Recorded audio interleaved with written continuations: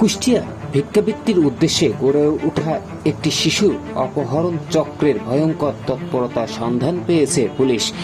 জেলার পোড়াদহ রেলওয়ে থানার পুলিশের একটি বিশেষ অভিযানে এই চক্রের দুই নারী সদস্যকে গ্রেপ্তার করা হয়েছে।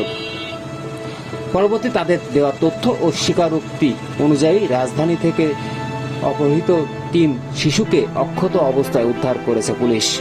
সোমবার বেলা 3:30টায় পোড়াদহ রেলওয়ে থানায় আয়োজিত এক সংবাদ সম্মেলনে এইসব তথ্য নিশ্চিত করেছেন খুলনা রেলওয়ে জেলার police super SP Ahmad Moinul Hasan.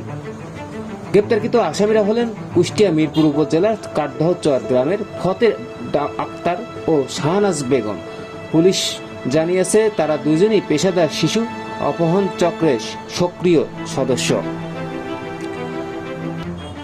সংবাদ সম্মেলনে পুলিশ সুপার আরও জানান, এই চক্রের সদস্যরা মূলত বিভিন্ন জনবহুল এলাকা থেকে সুকৌশলে শিশুদের অপহরণ করে অন্য চক্রের কাছে বিক্রি করে দেয়। পরবর্তীতে সেই চক্রটি স্টেশন সহ বিভিন্ন ব্যস্ত এলাকায় ওই শিশুদের জোরপূর্বক ভিক্ষা করতে বাধ্য করে। ঘটনার বিবরণ দিয়ে এসপি জানান, গত 27শে এপ্রিল সকালে পোড়াদহ রেলওয়ে জংশন এলাকা থেকে সিপাত 10 ও মমিন 9 নামে 2 শিশুকে সুকৌশলে অপহরণ করে এই চক্রটি। এরপর তারা ট্রেনে করে শিশু দুটিকে যশোরে নিয়ে যায় এবং সেখানে অন্য একটি চক্রের কাছে মাত্র 20,000 টাকায় বিক্রি করে দেয়। ঘটনার পর দীর্ঘদিন সন্তানের খোঁজ না পেয়ে গত 6 জুন সিপাতের মা শেফালি আক্তার বাদী হয়ে পোড়াদহ রেল থানায় একটি মামলা দায়ের করেন। মামলার এজাহারে ফতে আক্তারকে সন্দেহভাজন আসামি করা হলে পুলিশ তাৎক্ষণিকভাবে তাকে আটক করে। থানায় এনে ব্যাপক জিজ্ঞাসাবাদের এক পর্যায়ে ফতে আক্তার শিশু অপহরণের সত্যতা স্বীকার করেন। পরে তার দেওয়া তথ্য ভিত্তিতে এই চক্রের অন্যতম সহযোগী শাহনাজ বেগমকে গ্রেপ্তার করা হয়।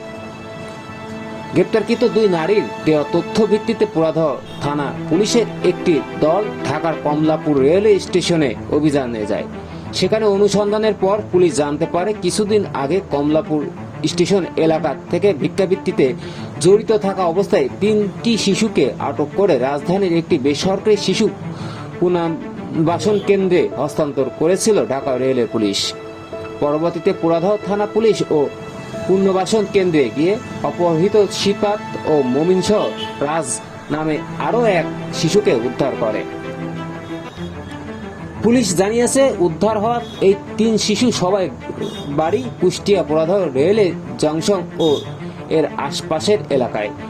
আইনি প্রক্রিয়া শেষে করে উদ্ধারকৃত শিশুদের দ্রুতই তাদের নিজ নিজ পরিবারের কাছে হস্তান্তর করা হবে বলে পুলিশের পক্ষ থেকে জানানো হয়েছে।